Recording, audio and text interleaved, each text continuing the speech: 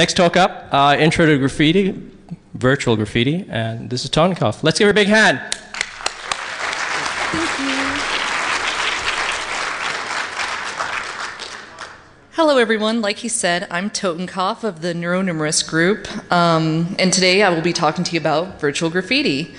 I originally wasn't going to submit this year or present a speech, but then Neon Rain and I got into a discussion about the growth of hacking electronic construction road signs, and then we started talking about virtual graffiti in general and how outside of the graffiti research lab, there's really not a lot going on or a lot of information about it.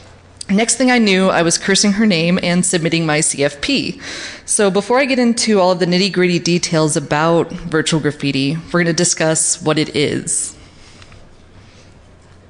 All right. The most commonly used definition for virtual graffiti is that it involves the use of virtual objects and/or digital messages, images, animations, etc., that are applied to or viewable from public locations. They can be viewable through electronic devices such as computers or mobile devices, but are quickly expanding beyond that and can be seen on digital billboards, road signs, and the side of buildings. I know that this sounds like a very large subject, and it is, so much so that I have decided to break the speech up into 4 different parts. First, we'll cover the history of graffiti, where we're going to discuss where it originated and how it got to the point where it is today. After that, we'll go over some examples where I'll be covering things that have been done for a little while, and as well as some things that are shiny and new. And once I planted evil little ideas into your mind, we're going to move on to legal concerns and government responses to graffiti. And finally, who would be interested in this and why they should be interested in this.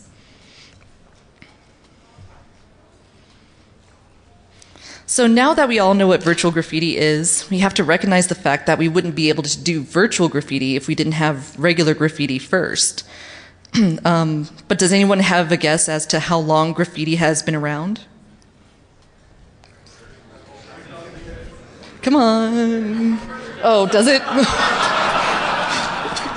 So this just gave up the fact that I didn't do my slides. Unfortunately, Toten Dad is the one who does all my slides, and Nikita yells at me every year to do my own damn slides, and this is why. So yeah, 30,000 years ago, and started with cave paintings and pictographs that were made out of animal bones and pigments. The reason that I say arguably is because there's some debate as to whether or not the cave drawings were really graffiti. Prehistoric graffiti was occasionally used in religious celebrations, and in those instances were endorsed by society, which is contradictory to the current day definition of graffiti.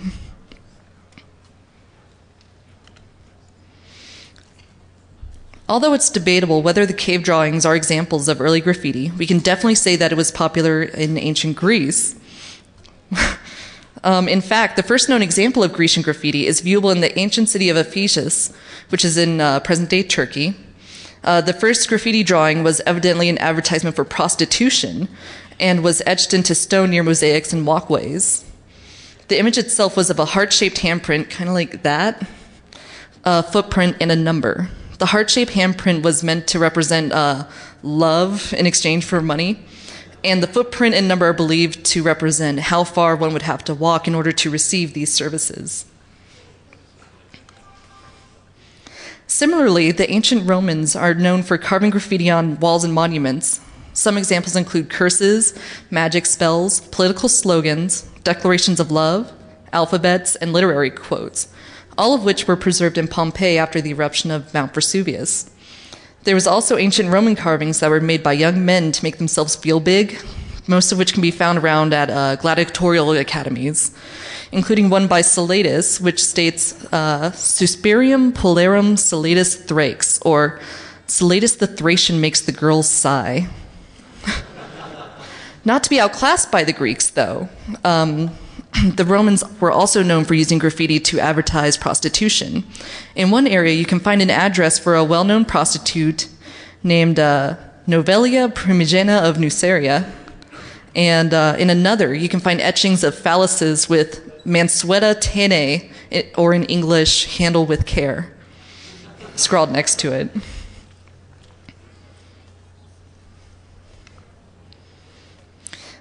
There are other many lesser-known instances of pre-modern graffiti, including but not limited to carvings on the walls of royal and/or wealthy homes of Mayans in the site of Tikal in Guatemala.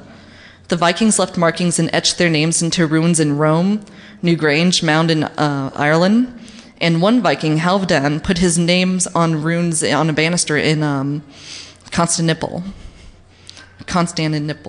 I can't pronounce it. I'm from America. We don't care about anything outside of America, really. Various Renaissance artists would travel to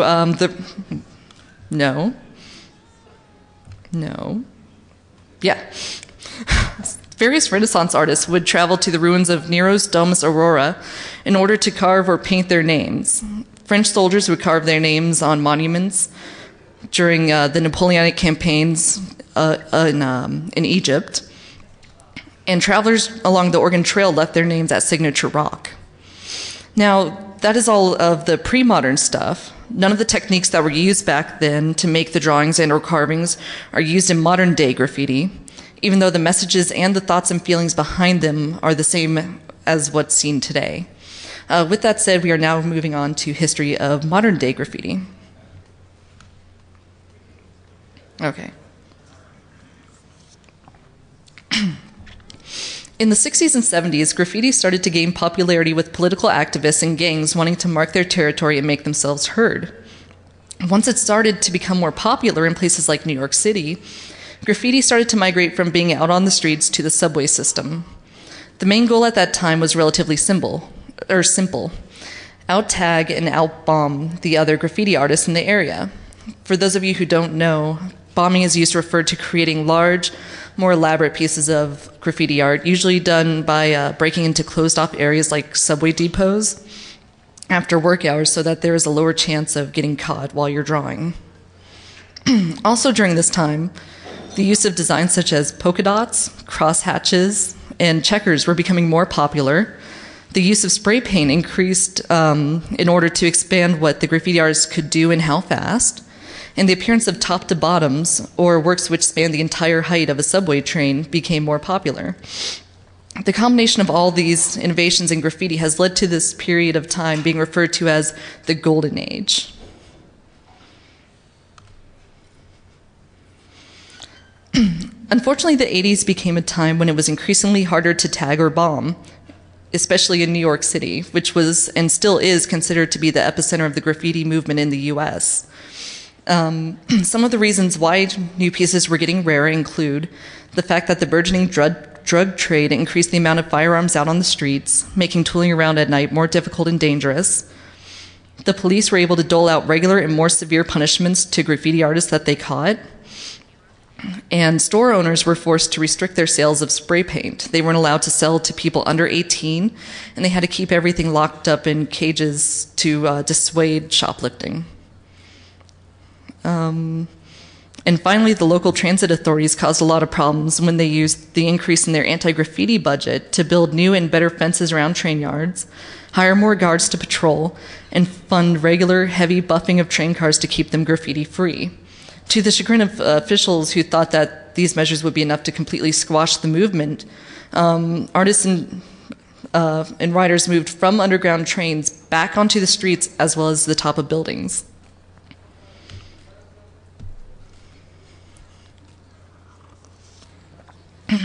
After being relatively dormant in the 1990s, graffiti art has started to become active again in the past 10 years.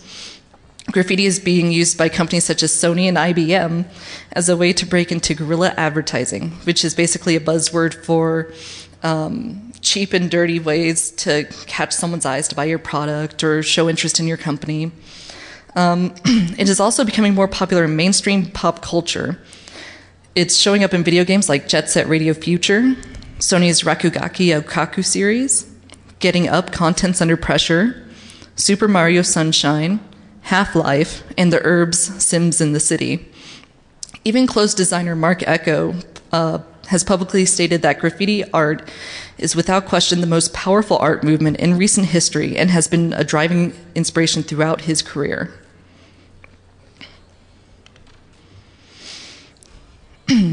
Now that we've gone through all that, it's time for the part of the speech that most of you came here for, and that's the examples of virtual graffiti.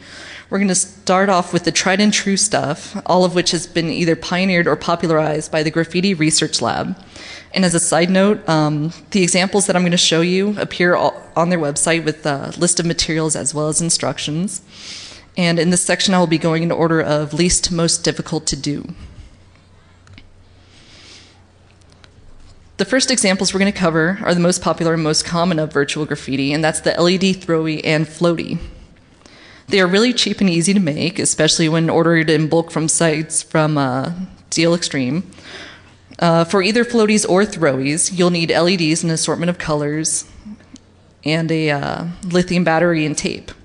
If you're doing throwies, you'll need a magnet, obviously, because otherwise it won't stick to anything. You just look like a retard throwing LEDs. Or if you're doing floaties, you'll need balloons, otherwise they sink.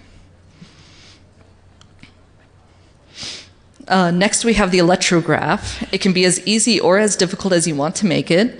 Likewise, it can either be as relatively inexpensive or expensive as you wish to make it. The base materials are pretty simple: conductive paint, magnetic paint, regular and/or spray paints, stencils in case you're not comfortable freehanding, LEDs, and batteries. From there, you can add various different components like microprocessors, photoresistors, so that the LEDs only come on during night, or even a proximity sensor so that it lights up or does something based on how close someone is to the art.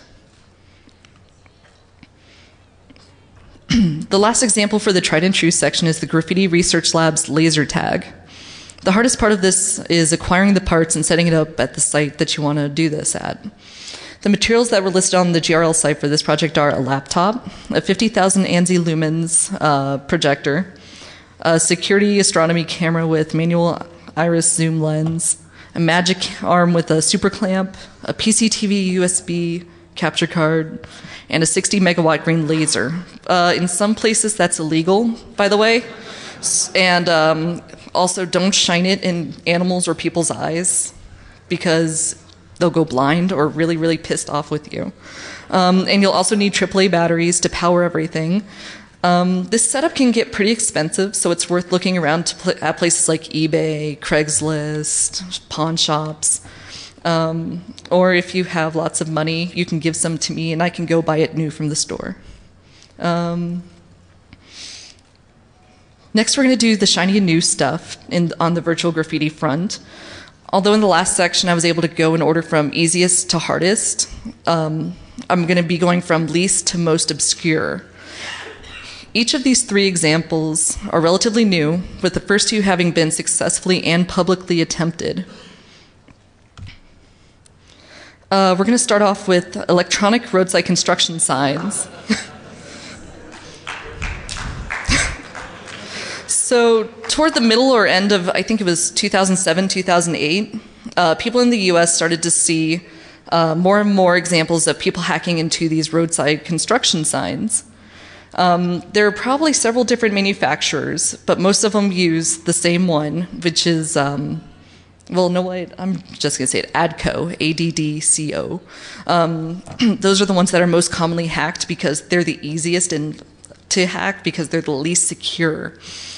And these are also the ones that are mostly used by Department of Transportations. The first examples of hack signs were just like this one that warned drivers about zombies being ahead. Since then, there have been many other instances of these signs being hacked, saying various things like Harvard sucks in Massachusetts, no Latinos, no tacos in Miami, and the ever clever this sign has been hacked. In January of 2009, iHacked featured a post that gave readers step-by-step instructions on how to hack into these signs and change the message to display whatever we want them to. I am both pleased and chagrined to say that they're still very accurate, as in around 5 o'clock before I hopped on the plane, I was able to go try it. I didn't change anything because I'm a wimp, but I was able to get into the sign and prove and see that the console was still in there. Not that I'm condoning breaking into roadside construction signs, because I'm not. Do it. The first item that I'm going to talk about isn't really a vulnerability, it's just a tip. These signs are really, really, really, really easy to find. You don't have to drive around looking for them anymore. Your local Department of Transportation website has done that for you. Most of them are really helpful. You know, they want their drivers to know what's coming up. So they have a list of ongoing and upcoming construction, or as well as traffic jams, and they set up these signs there. So all you've got to do really is say, go to nevadadot.com and go to their section called Major Products, Studies, and Programs that give a list of places and dates. Make a list of them, drive out there, and where am I? Yeah, okay. And then a few days before construction starts, chances are that you'll see one of these signs erected. And give you a time and let you know when the construction is going to come up and how much time you have to plan for it and the hours that you have to avoid. Once you find an electronic roadside construction sign, you want to have go to the access panel located at the back of the sign, and you would expect to see it physically secured, right? Well, most time it's not.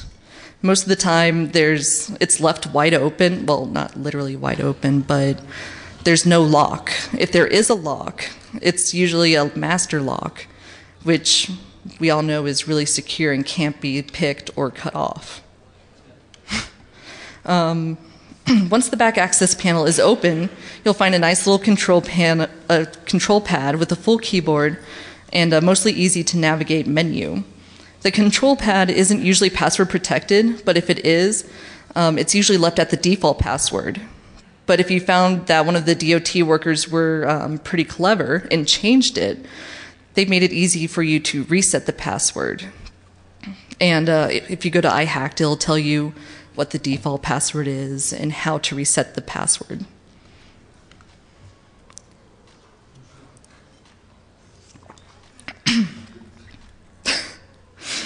Like I said, my dad makes these slides for me, so yeah, don't be a dumbass. Although most of this may make hacking one of these signs sound like a cakewalk, there are some things you need to be cautious and aware of.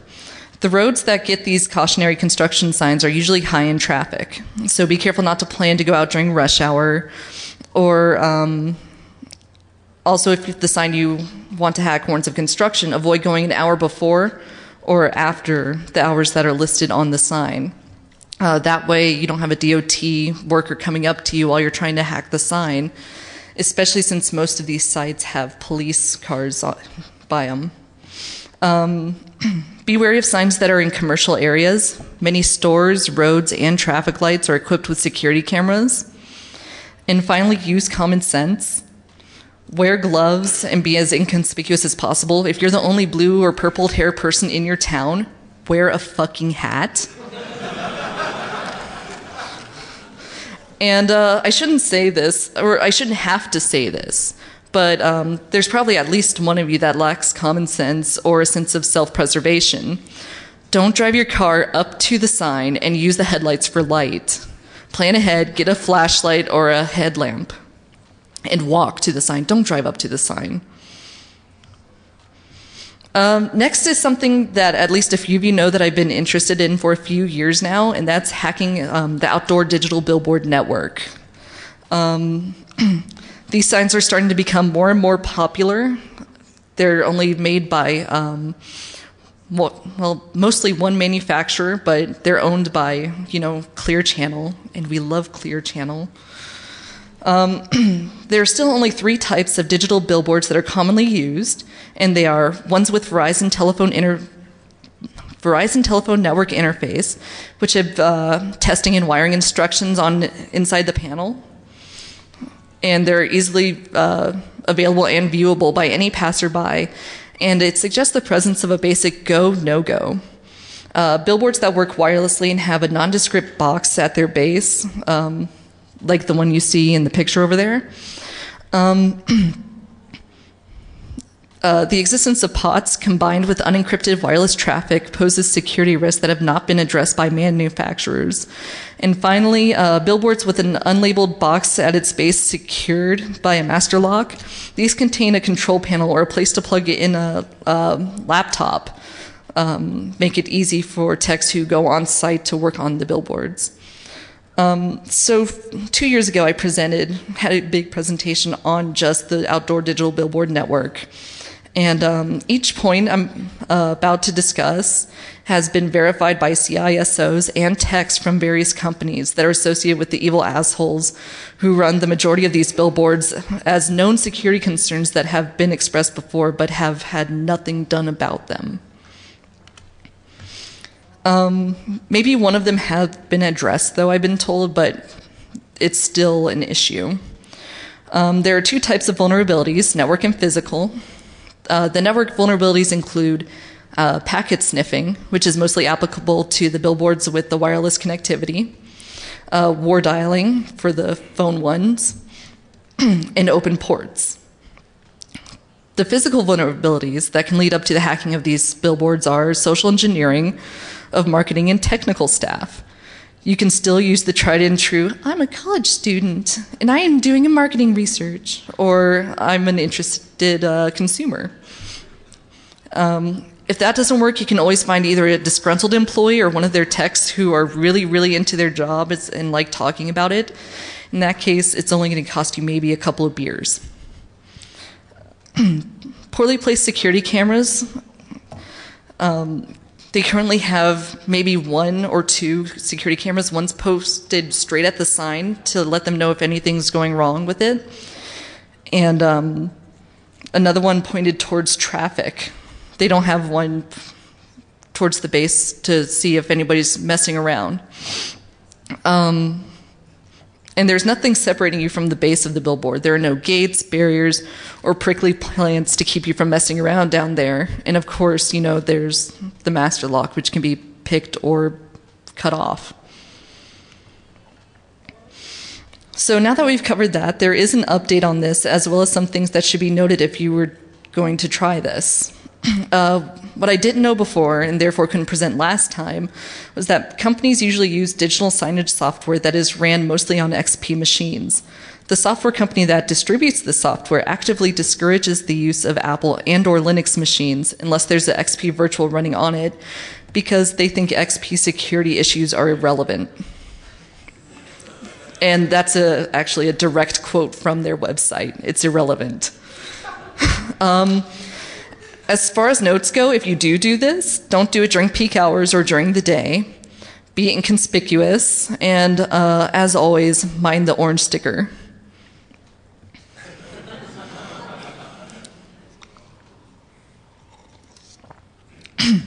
So the final example is something that I started to think about while I was flying down to Florida.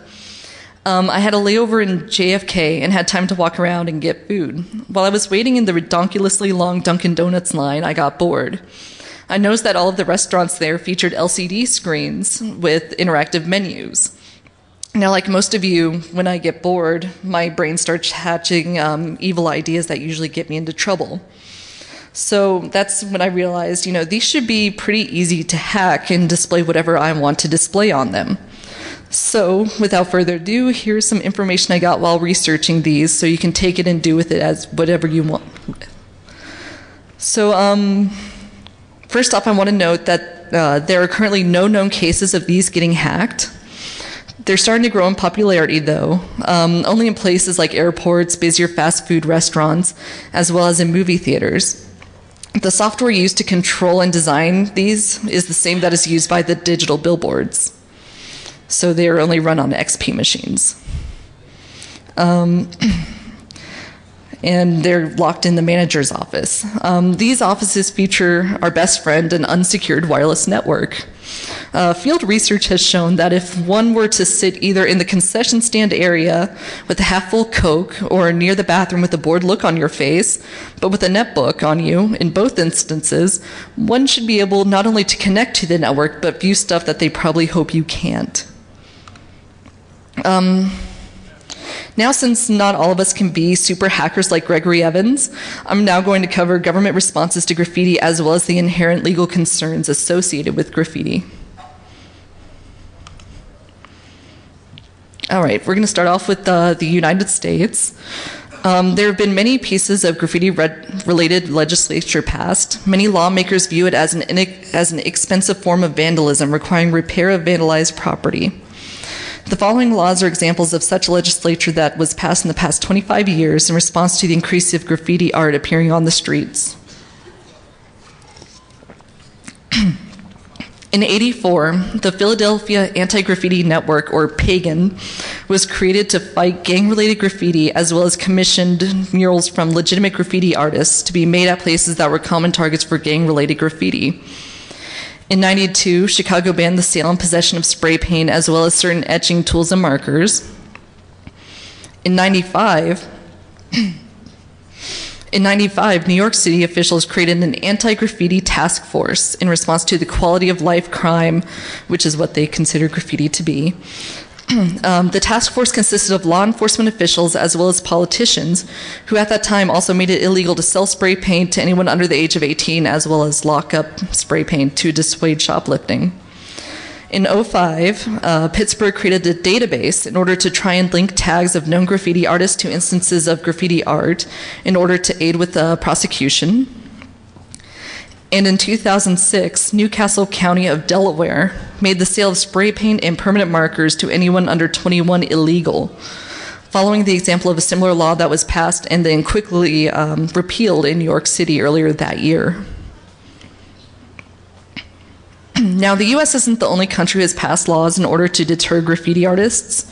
European countries, Britain in particular, have recently passed several pieces of graffiti-related laws and acts such as the Keep Britain Tidy was passed in August of 2004 and supported proposals such as issuing on-the-spot fines to people caught tagging buildings, as well as banned spray paint sales to persons under the age of 16.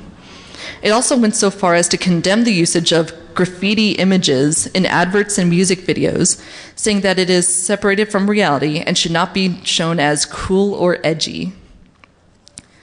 Later that year, 123 MPs signed a charter stating that they'll do what they can to rid their country of graffiti and fight against graffiti artists, including Banksy. In particular, was a main driving force for that year.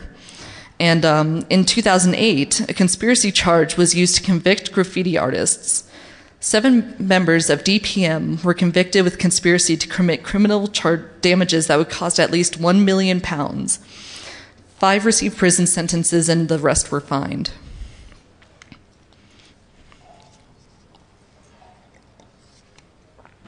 In Australia, there aren't as many laws passed that ban graffiti as there were in Britain or in the US, but they definitely have some very interesting legal stances on it. They have anti-graffiti squads under their employ who are in charge of cleaning pieces of illegal graffiti. I specified the type of graffiti because Australia is one of the few places that have sections of the city that are walls that are dedicated to graffiti artists where they can legally tag and bomb if they want. Like everyone else, though, they have banned the sale and possession of spray paint for persons under 18. They have also made it so that if you're caught tagging, you can be fined up to 26,000 US or Australian dollars and get up to 2 years of jail time. If you're caught carrying spray paint without having a legal reason as to why, you can be fined up to 550 Australian dollars.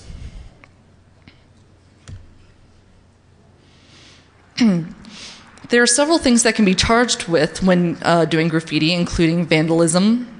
If you're doing the roadside signs or the digital billboards, you can be charged with hacking.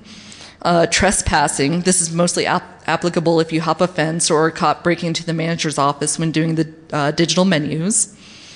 Upsetting public disorder.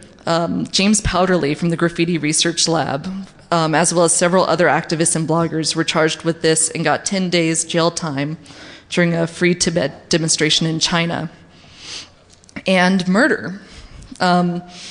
This is only a one-time occurrence. I don't know if any of you remember in Russia, a gentleman hacked digital billboards to show pornography. Well, one of the people in their cars had a heart attack, and it was an older gentleman. He was really excited. So he died, and the hacker was then charged with the murder of that individual. So, with all of the aforementioned potential crime charges and governments drinking haterade, one may wonder who would be interested in partaking in virtual graffiti. Well, there are several people, including artists. It's a new medium that is in a public place and gets lots of exposure. There we go. Protesters. Virtual graffiti could be very useful when protesting outrage acts. Protesting outrageous acts committed by local or federal governments. For example, I'm not surprised. Actually, I am kind of surprised that nobody has hacked the digital signs for the Free Byron movement. This would get a lot of attention. Extremists, digital billboards would be a great way for them to spread their message into a large audience quickly with little or no cost to them. Governments, for the same reason as the extremists. And hackers, it's something new to exploit and learn about. And young people, because hormones plus destruction of someone else's properties equals lulz. And that's math. You can't argue math. Why are they interested? Well, there are many reasons, including vandalism. There will always be someone who gets off on destroying someone else's property. Guerrilla advertising. Spreading propaganda. I mean, why just settle for news, TV commercials, emails, and posters? By placing your message on the billboard network, it'll appear for 8 seconds on every billboard in that particular network repeatedly for an undetermined amount of time. It's undetermined because it's until they notice that you hacked their sign. And finally, you would want to do this for the lulz. Unfortunately, using this excuse will only be helpful if you are tried in internet court. Well, that's it. I'd like to take a second to thank a few people, namely Toten Dad for doing my slideshow, Rain and Nikita for making sure that I got off my ass and submitted a talk, and of course the Graffiti Research Lab, who does some really, really amazing stuff. Yeah, that's it.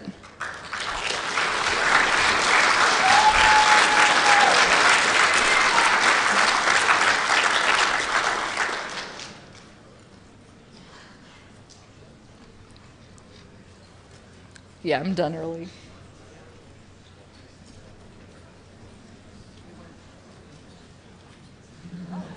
Does anyone have any questions that you want answered now? Yes. Troll.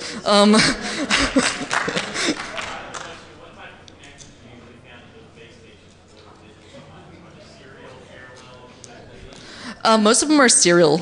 Oh, I'm sorry. The question was, what kind of connections do they have in the control panel at the bottom of the digital billboards? And I found that in most cases it is serial.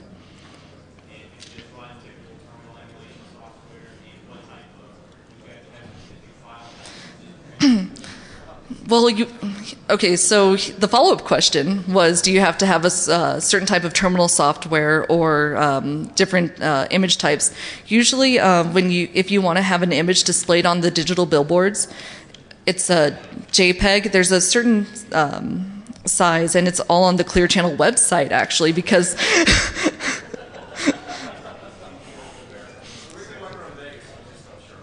Well, exactly. Let's go break into some stuff. But unfortunately, the digital billboards are only in certain places. You guys don't have a lot of them out here in the West. Vegas is obviously an exception. But places like Seattle, for example, doesn't have them yet. But a lot of people in the Northeast and the South are starting to grow. Yes.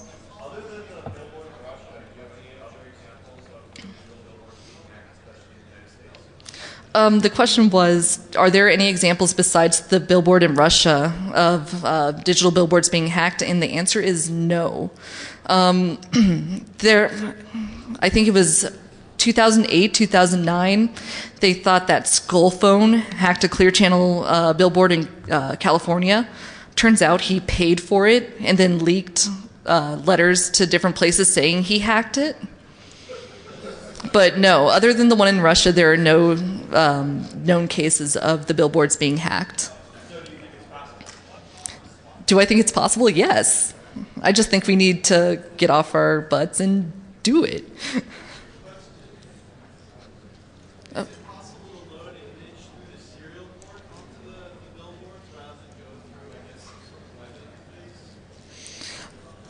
Well, they do have, okay, the question was how do you load the images, basically, onto the digital billboards, and they do have that digital signage software.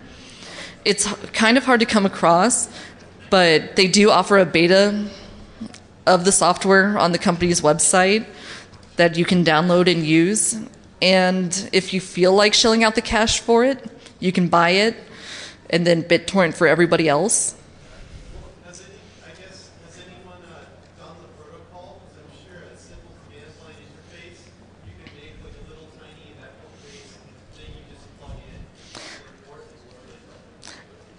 To my knowledge, no one has done it yet. Like I said, there hasn't been many cases of the billboards being hacked, so the knowledge on them are pretty limited. I didn't have the signage software on my machine when I went to go poke around, but so most of it's up to research and speculation, unfortunately. The roadside signs have a control panel with everything preloaded that you just have to type in whatever you want displayed.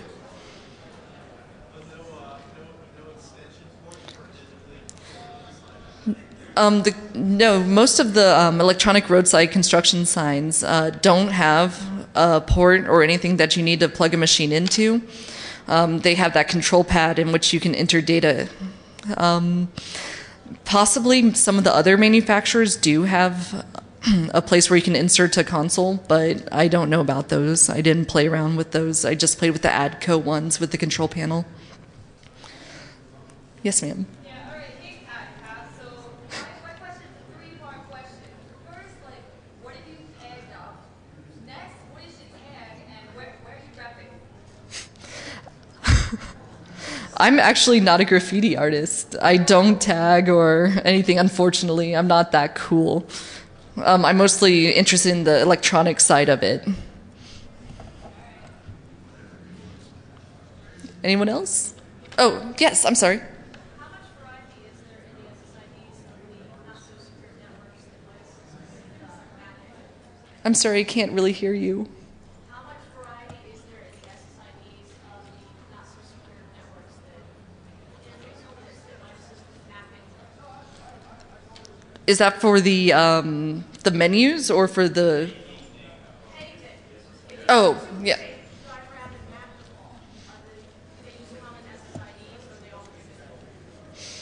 Honestly, you don't really have to drive around to map them. They have on their sign where each and every billboard, or on their site, on the Clear Channel website, they have each and every location of every billboard they have up. If you wanted to for fun. That's actually a good question. I did not look into that, but if you want to give me your email, I can look into that and give you an email back.